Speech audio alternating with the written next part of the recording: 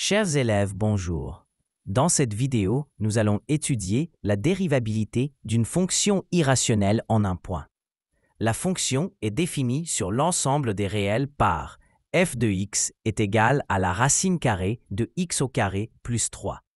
Vérifiez que, pour tout h non nul, on a f de 1 plus h moins f de 1, le tout divisé par h, est égal à h plus 2 divisé par la racine carrée de h au carré plus 2h plus 4. En déduire que la fonction f est dérivable en 1 et calculer la valeur de f' en 1. Avant de plonger dans la suite, n'oubliez pas de vous abonner pour suivre tous les nouveaux contenus, de liker si cela vous aide, de partager avec ceux qui en ont besoin et de laisser un commentaire. Vos questions et remarques enrichissent tout le monde. C'est un exercice classique d'application de la définition de la dérivée comme limite du taux d'accroissement. La fonction est définie sur l'ensemble des réels par f de x égale à la racine carrée de la somme du carré de x et de 3. Premièrement, vérification du taux d'accroissement pour h différent de 0.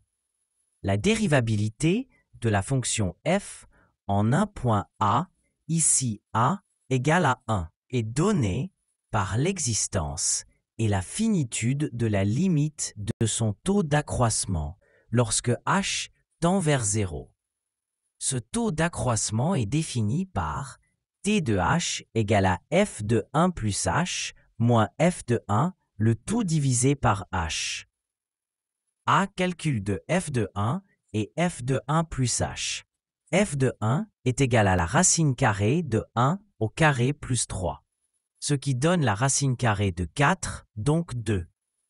f de 1 plus h est égal à la racine carrée de la somme de 1 plus h au carré et de 3, ce qui donne la racine carrée de 1 plus 2h plus h au carré plus 3, soit la racine carrée de h au carré plus 2h plus 4. B.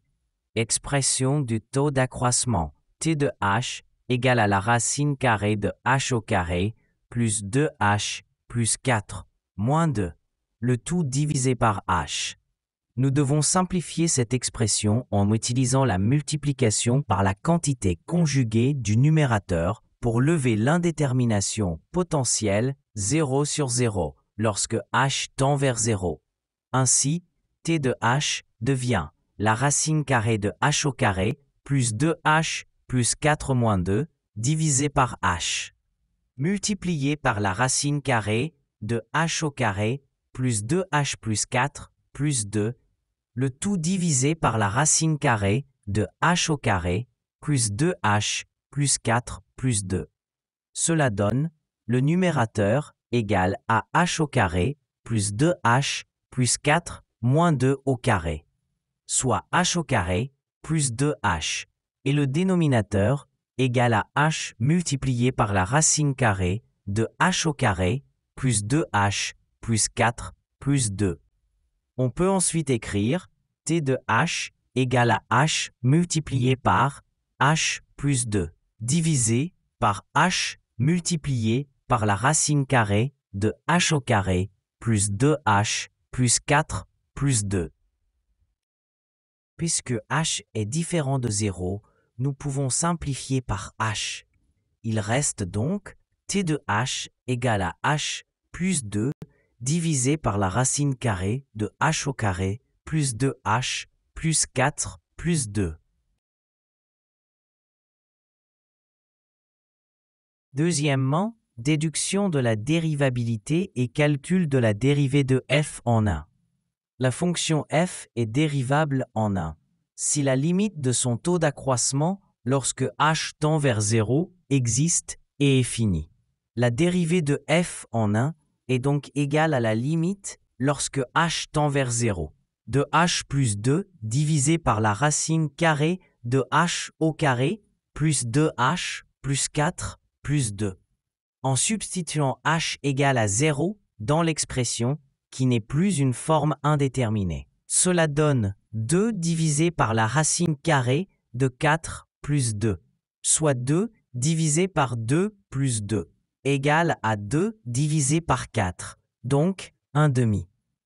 Puisque la limite de f de 1 plus h moins f de 1 divisé par h lorsque h tend vers 0 est égale à 1/2, une valeur finie, nous pouvons en déduire que la fonction f est dérivable en 1.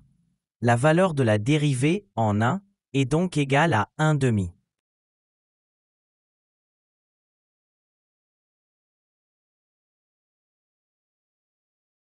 Chers étudiants, je vous remercie sincèrement d'avoir suivi cette vidéo jusqu'au bout.